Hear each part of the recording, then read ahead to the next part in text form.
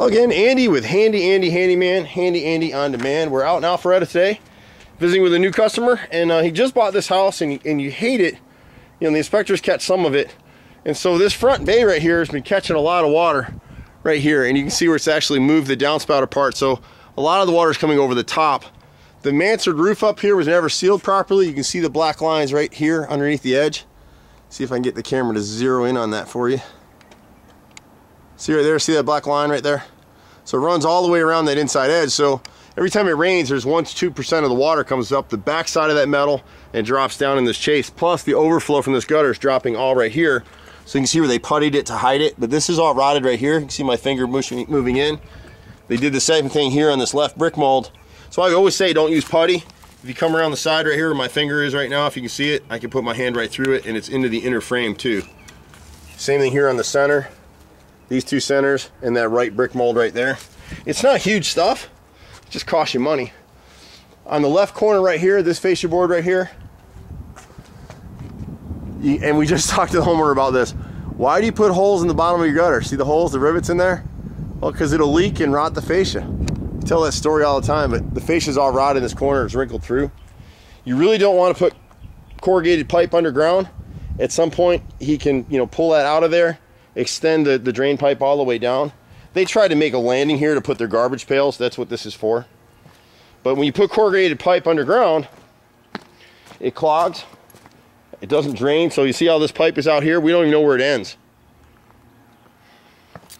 Don't put corrugated pipe underground. Pay somebody like Handy Andy or whoever, wherever you are in the world, a little bit more, and you won't have these problems. You got the same thing at the back corner.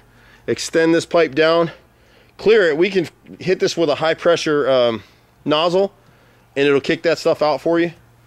He's got another handyman here today, I think, that's going to do this little repair piece right here. See this right here?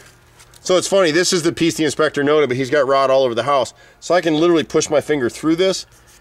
What happened is whoever repaired this with putty, then they smoothed it with caulk. They didn't clean it first, and the mold grew underneath it, so it drew attention to the inspector. This is Nichi siding, and there's nothing wrong with Nichi. It's just a cheaper product than James Hardie. One of these days they'll probably get around to suing me for saying that, but the reality is that we've got 10 years of video to show you all the houses with Nichi versus Hardie. And so what happens is it's a decent siding. There's nothing wrong with it, except when you get in areas like here where it delaminates on chimneys. So you got a lot of water coming against that bottom edge on the roof, so the piece of the siding that was never painted, the underside, the back side, and the side edge, absorbs water like a sponge on your sink. And so he's got 7 rows on either side of it, and you can see the expansion in the siding. It's gonna be hard to see it with white, but if you were here on the ground, you'd see the variance in thickness as you get closer to the gutter, and then we'll install kickouts flashing on either side. He's got a little rot in the door right here that the inspector missed. It's the same thing. There's no flashing here. They cut it short. It should have been extended out 1.5 inches on either side. And so now he's got this rotted frame over here on the left side. You can push your finger through it. They just puttied over it. Great house. We've worked in this neighborhood a bunch of times over the years. We pretty much do everything. It's me, my brother, and about 30 guys running all over the place. We're happy and pleased to announce we started Handy Andy on Demand. And that's for all your little stuff. So you can call a guy out for a couple hours. You prepay for 2 hours of work. And we come out prepared to knock some stuff out versus coming out and doing a bid like this. I'm Andy. We're all over Metro Atlanta. We'll see you at the next house. Bye for now.